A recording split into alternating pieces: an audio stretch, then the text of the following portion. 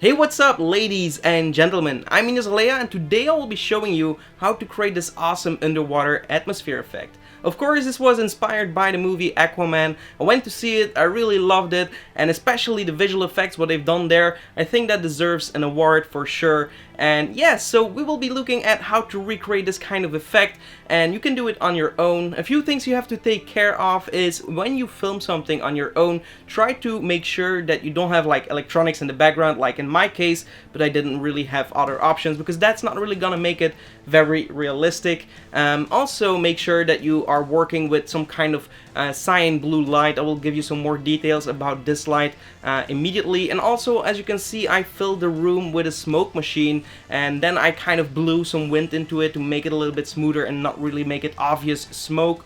But that really makes it look more like an underwater atmosphere, because underwater it also really kind of the distance really gets very invisible and darker, and it's kind of like similar to an underwater effect. That's what you can do in camera, so you already start with a great start. If you want to download the exact same footage as me, you can do that with the link in the description below, so you can follow along with this tutorial using my footage. And if you enjoy watching my videos, definitely hit subscribe and also hit the notification bell so you stay notified when I upload new videos. And then without further ado, let's jump into Adobe After Effects and see how it's done.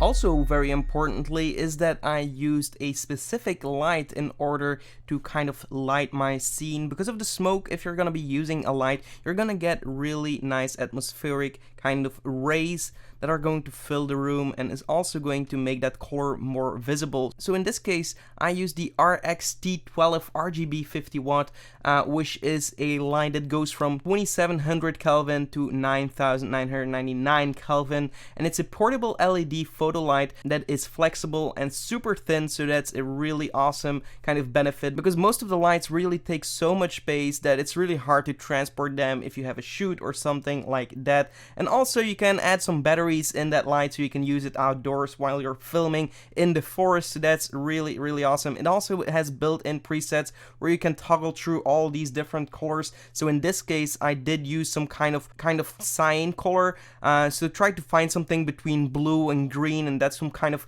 color that you want to have a kind of underwater atmosphere effect, which is kind of logical. I really love this light, and it's really affordable. We'll put a link in the description below if you want to go and check that one out.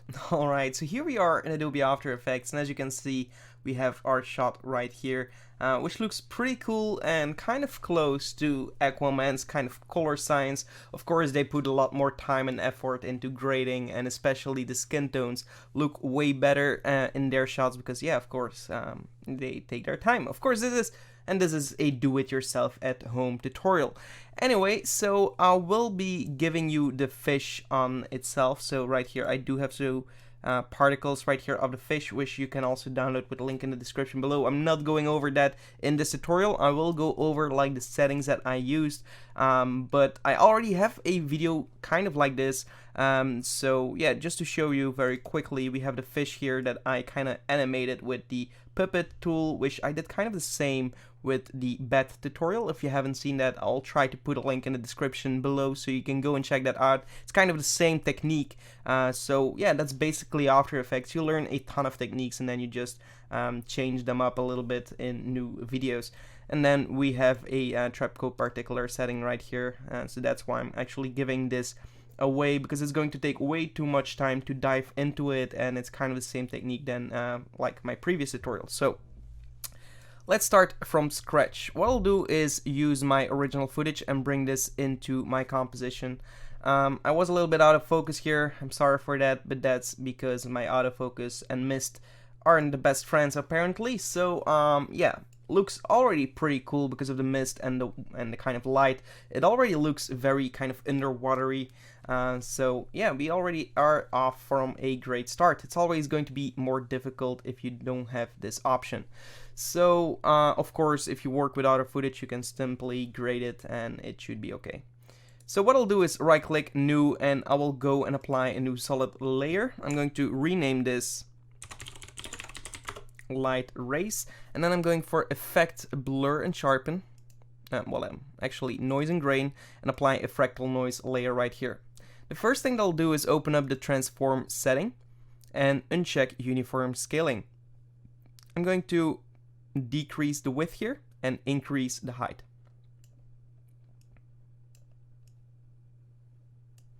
Somewhat like this, and already we have some kind of light rays. If we're going to change the blending mode here to a screen, you can already see what this is doing. Of course, you can play around with the contrast and also with the brightness and get some results like this. So next, what I like to do is I like to apply a corner pin deformer on this. So what I'll go and do is go to the effects and presets and just search for the corner pin. So that's corner pin under distort, and we're going to apply that to our layer right here.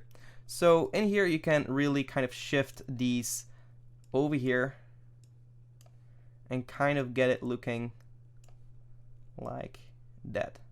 So that way it's kind of coming from the side a little bit. Maybe you want to go and move it up a little bit more. Just play around with it. And then next what you can do is we can go for effect, transition, linear wipe, and then change it to 0. Increase the transition right here and also feather it out quite a bit, and then play around with the setting again.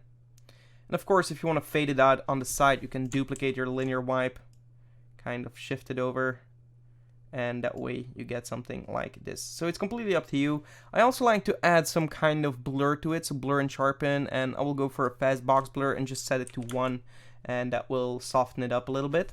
And then also importantly is to lower the opacity by pressing T on the keyboard and lowering it to something like 50%, not making it too obvious. So now we already have some nice light rays in the background. So what I like to do now is also animate them a little bit. So we're going to hold Alt and click on the evolution stopwatch right here. And if we're going to write a simple expression like time times 200, and we're going to release that, we can actually already see some results here. We do see some shifting in these light rays. I'm going to lower my resolution to half so you can see it a little bit faster. And there we go. So that looks pretty cool. We have the light rays done. We can also apply a simple color correction tint effect and kind of make it a little bit more kind of to the bluish tone, which is going to fit in a little bit better. And then next we want to create a new solid layer, and again is going to be using fractal noise, but this time we're going to create the caustics, and then we're going to effects, blur and sharpen. Why do I keep saying blur and sharpen? It's actually noise and grain, fractal noise. There we go. So simply go to fractal type and change this to a dynamic progressive. Now I want to apply a CC vector blur, blur and sharpen. This time blur and sharpen, CC vector blur, and just increase it until you get something like this. And this is kind of like water, some kind of reflections on the bottom of the ocean. You can already imagine that we're getting there. Of course, I'm also going to apply color correction tint effect. I'm going to deselect it for now and then go to like my higher bright tones in my scene like this, and for the darker tones I'm going to pick a dark color in my scene. And of course we can still modify it a little bit, but that way we get some kind of accurate colors from the scene in our caustics. And of course caustics are a little bit brighter, so like this should be okay. Then I'm also going to change the screen, well, the mode to screen, and then I'm going to make this a 3D layer like so, and then I'm going to rotate it with the W key on the keyboard and kind of put it into position here for my desk.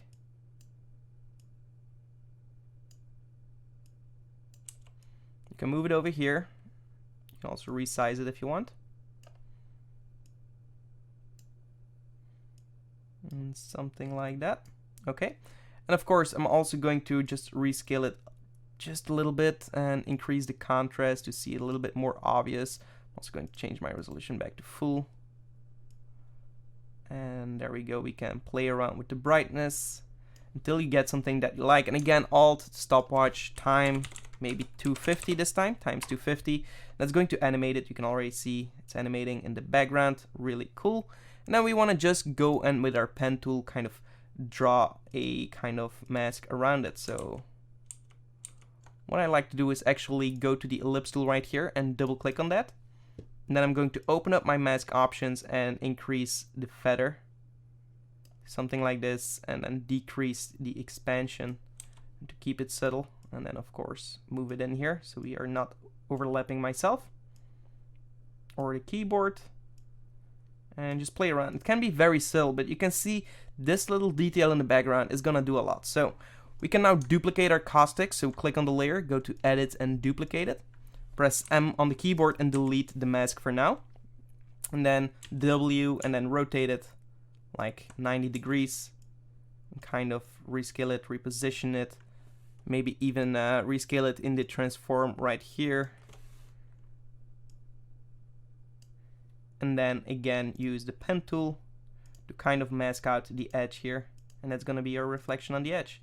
So we kind of have like the waves from upstairs, the light coming through and kind of making these reflections. Press F on the keyboard, maybe change to like 5%. And look at that, it looks like we have caustics on our desk.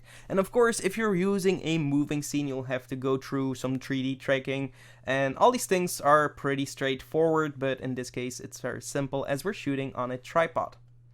So next what we want to do is create some kind of subtle particles to make an atmosphere kind of look and feel. So we'll create another solid layer, and this is going to be our particles, and click OK. We're going for Effect, Simulation, and we're going to apply the free plugin CC Particle World, which comes with Adobe After Effects. So we're going for the physics step, and we're going to change the velocity to 0, the gravity to 0.0001, very subtle, and then we're going to go into the particle step, change them to a faded sphere, change them to something like 0.1, very small, and then we're going over to the producer, and in the producer we really want to make it like fit the entire screen. We can solo this layer for now so we can really focus on that and kind of extend everything. Maybe like, oh, I'm gonna set it to 2, to 2, and to 2. And there we have some particles. Of course, we can increase the birth rate here, something like 15. We have a lot of particles, and change the color to something that fits underwater style. So we're going for some blue colors, and of course put some variation in that. And there we have our particles. If we're going to uncheck that, we'll see our particles right here. And of course we don't want to see the grid, so we'll go into the grid options and deselect the grid. There we go. Now we see our particles really cool. But what we want to do as well is kind of maybe go for a blur and sharpen and apply a camera lens blur. Maybe you want to have some kind of subtle blurs in here. And then press T on the keyboard, because originally it already has a radius of 5, and I think that's perfect, so that's why I'm not changing any of the settings. So press T on the keyboard and maybe change the opacity to something like 50, and now we have subtle particles in the background, so looks pretty cool. Okay, so another thing that I done is I used some kind of seaweed in the background. We can see it in my original right here. If you're going to pay close attention to these, they do kind of fit into the scene. They do kind of look real, but actually it's just this. And if you solo one, it's just this. And this is just something that I created in Photoshop. Well, actually, I created this in Photoshop, a straight line with kind of, the pressure points that it gets kind of thin at the end. You can also download these with link in the description below. It's all in the tutorial files. And then I applied a wave warp here. And if we're going to preview this, very simply what I did is I kind of stacked them all however I wanted. I clicked on one and I applied a wave warp.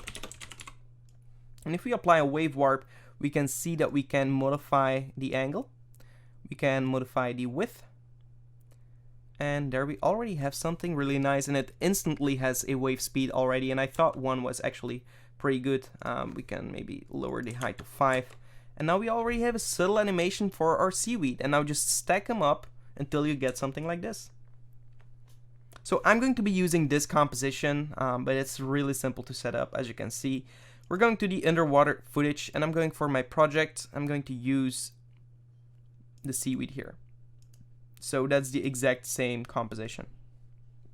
So all I did is I just put it in my scene, somewhere that I liked it to be, and I used a effect blur and sharpen lens blur again. I really like the lens blur, it really fits so much better. then a regular blur into the scene. Something like 10 should do fine. And then I applied a color correction tint effect here, and I used the black of the darker colors in the scene. And of course we want to kind of introduce a little bit of green to it. So to do that, I will go for a CC light sweep. CC light sweep. We're going over here and we're going to add that to our scene here. And there we go. Now we can add some color in this. So we are going to choose a nice greenish kind of color, kind of dark. Increase the width however you like it. Decrease the sweep intensity on the brightness, and also for the edge, I don't want it to be that obvious, but only adding this CC light sweep is gonna create depth into your seaweed, and it already looks pretty cool. Now you just duplicate it, you rescale it, and put some more into your scene.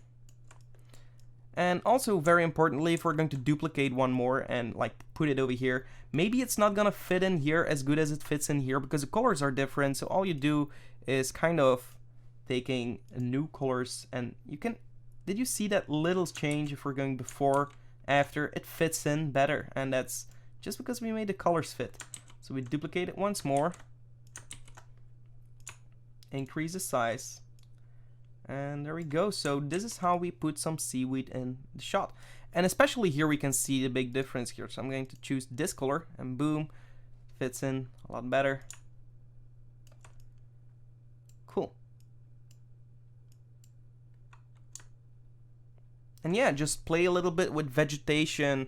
You can do simple animations like, oh, simple wave warp goes a long way. And also the puppet pin tool. If you checked out some of my other tutorials on the puppet pin tool, I'm sure you can be creative enough to find some creative solutions on how to animate things in your scene and to kind of fake it, because a lot of things that I do isn't really kind of perfect animation because I'm not an animator. I just try to cheat it a little bit to the eye. Even for the fish, as you can see, I made a simple animation that is nothing like a real fish swimming, but because it goes so fast and so many, and the particles are rather small, it kind of looks realistic. Of course, it would be a lot better if everything would be 3D, but we don't always have that option. So I try to make everything as simple and as straightforward as possible.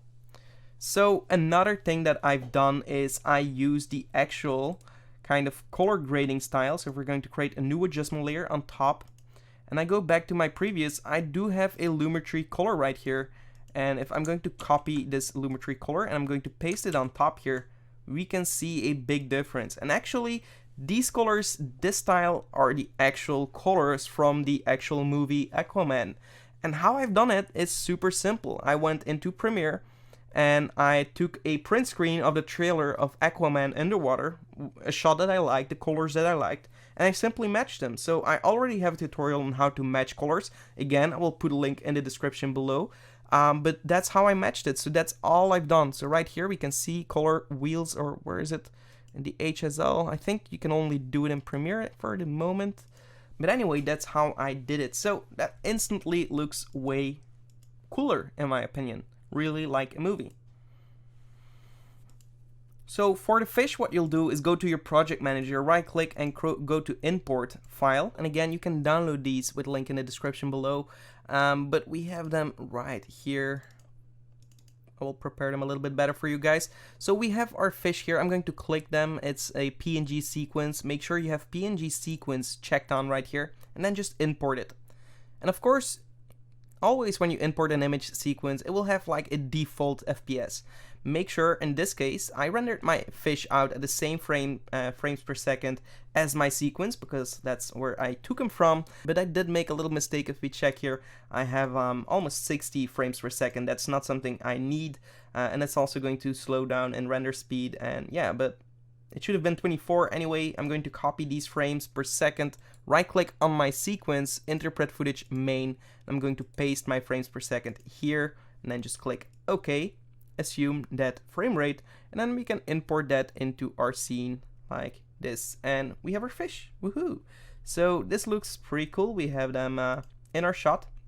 And that's basically it for this tutorial on how to create everything using no plugins whatsoever. So that's why I kind of already prepared the fish so people without plugins can follow along. Now, for the people that do have Trapcode Particular, if you're interested, let's check out what the settings are in Trapcode Particular.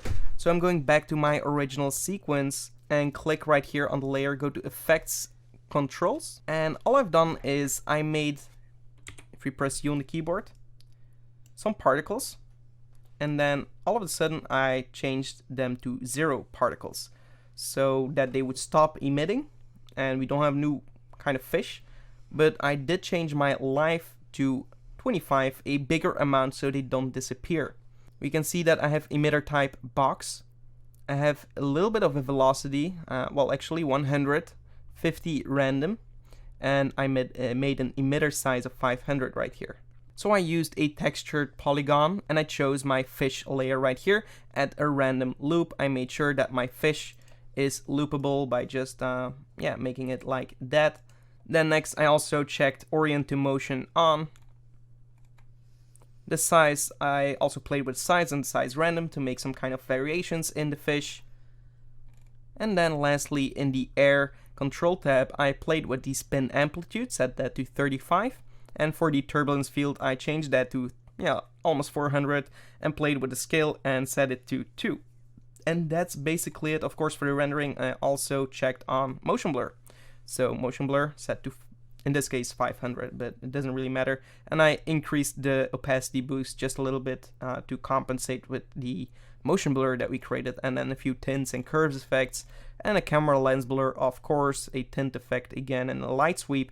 And the light sweep is actually pretty cool because before and after the light sweep, it's kind of like it looks brighter when we kind of cross these kind of light rays, and that's what I wanted to achieve. So that's basically on how to do the fish. And then in Premiere, all I did on my final footage, so this is the original file, but I didn't render it out yet. So all I did is I used the TC camera shake low right here and a medium shot, and I applied that to my shot. And then I immediately have some kind of camera shake, which makes it look a lot more advanced and like you did all the tracking and all the crazy stuff, but you actually didn't, and it makes it a little bit more kind of vivid. So that's what I used in this case. Alright, so that's it for this video. I hope you enjoyed it. If you did, give this video a like. Also be sure to subscribe to this channel and also hit the notification bell so you stay notified when I upload new videos. Also check out our website. We have a bunch to offer for any kind of digital creative, and if you buy something from our website, it really helps to support this channel. And apart from that, I hope to see you boys and girls in the next one. Take care. Goodbye.